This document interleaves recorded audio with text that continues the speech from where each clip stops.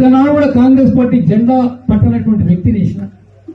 గతంలో కాంగ్రెస్ పార్టీలో ఉండి 10 సంవత్సరాలు టీఆర్ఎస్ ప్రభుత్వం ఉంటే ఆ పార్టీలో పోయి అన్ని సంపాదించుకుని మళ్ళా వచ్చిన వాళ్ళకి వేసినారు. ఇదా కాంగ్రెస్ పార్టీ? ఇదా రాజకీయం? గన్పూర్ కూడా అదే మాట జరిగింది. ఇన్ని తప్పులు చేస్తున్నా మేము భరించి ఊరుకుంటున్నాం. నేను భరించకుంటే ఇంకో జీవన్ రెడ్డి కావాల్సి వస్తుంది. నేను భరించకుంటే ఇంకో జీవన్ రెడ్డి కావాల్సి వస్తుంది. వద్దు, నన్ను బయటకోమంటా కాంగ్రెస్ పార్టీకి వెళ్ళి. వద్దు వద్దు, కాంగ్రెస్ పార్టీ నాది.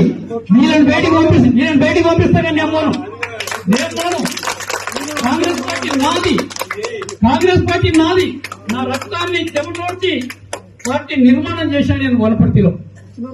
తెలంగాణలో, ఆంధ్రప్రదేశ్ లో 23 జిల్లాలు తిరిగా. ఎవరు తిరిగారు? 23 జిల్లాలు యూత్ కాంగ్రెస్ ప్రెసిడెంట్ గా రాజశేఖర రెడ్డి గారితో సమానంగా తిరిగా. ఈ రోజు నేను తయారు చేసిన యూత్ కాంగ్రెస్ వర్కర్స్ అందరూ పెద్ద కాంగ్రెస్ లీడర్లు అయినారు. ఇలా ఆంధ్రలో పోయి మాకు అదే గౌరవం ఉంది, తెలంగాణలో పోయినా కూడా అదే గౌరవం ఉంది. ఈ రోజు మేము పార్టీ వదిలిపోము, ఎప్పుడు పోము.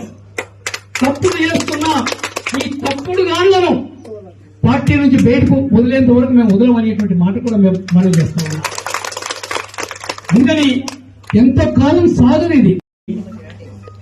ఇవాళ టికెట్ పొందిన వ్యక్తితో డబ్బులకు ఆశపడి నా టికెట్ ను పక్కకు పెట్టారనేటువంటి మాట కూడా మీతో మనం చేస్తున్నాను. నేను ఎంత గొప్పగా పనిచేసుకున్నా వనపర్తి నియోజకవర్గంలో పోయినసారి అంటే, గతంలో నేను 7 సార్లు పోటీ చేసిన, 8 సార్లు పోటీ చేసిన, ఇల్లు ఎలక్షన్లప్పుడు ఓట్ల గురించి 3 సార్లు తిరిగా, 3 ఎన్నికలలో తిరిగా. తర్వాత మాత్రం ఊర్లో ఒక చోట మీటింగ్ పెట్టి ప్రతి ఊరు తిరుగుతూ ఉంటే, కానీ మొన్న ఎన్నికల కన్నా ముందే నేను నాకని ఓటు అడగలే. ఏ ఇంటికి పోయినా కాంగ్రెస్ పార్టీ గెలిపించండి, కాంగ్రెస్ పార్టీ అభ్యర్థి ఓట్లేయండి, చేతి గుర్తు ఓట్లేయండి అని అడిగినా.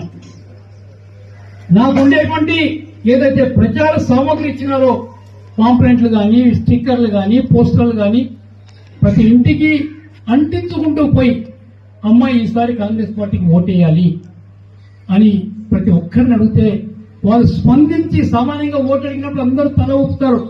కొందరు నవ్వుతూ ఊపుతారు, కొందరు కోపంగా ఊపుతారు. కానీ మొన్న ఎన్నికల్లో మాత్రం నేను ఇల్లు తిరుగుతూ ఉన్నప్పుడు తప్పకుండా ఈసారి నీకు ఓటేస్తామయ్యా.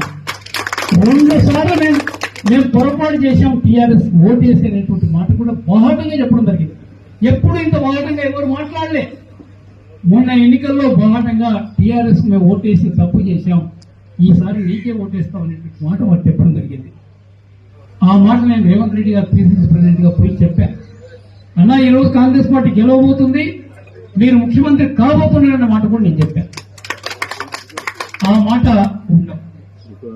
ఆ మాట మరి నేనంత నిర్భయంగా వారే ముఖ్యమంత్రి అని చెప్పిన తర్వాత ఇంక భయమే ఉంది చెప్పండి.